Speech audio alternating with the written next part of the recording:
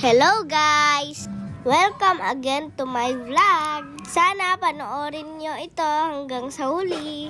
So ayun na nga guys. Pumunta kami ng resort dito sa Bliss.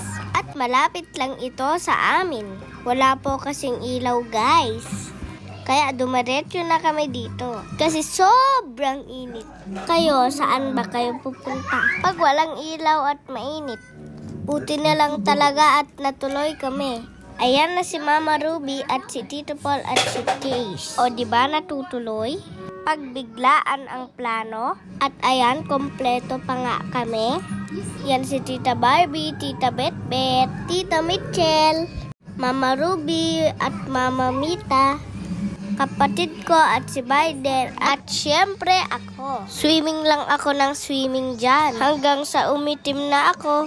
Ayan, tignan nyo naman ang galing ko mag-swimming. Ayan, tignan nyo po yung kapatid ko ayaw umalis. Gustong gusto niya din mag-swimming. Ayan, tignan nyo guys, nagsuot pa ng shades. Cute-cute talaga ni Taba. Kamukha ko siya, di ba guys? Mag-comment nga kayo kung oo. Kung hindi naman, mag-comment pa rin kayo. Charot! Anyway, andyan pa ba kayo? Diyan lang kayo guys siya. Huwag kayong umalis hanggang sa huli. Ayan na guys. Si Iti, magsya-shot. Mamaya, melaw na yan.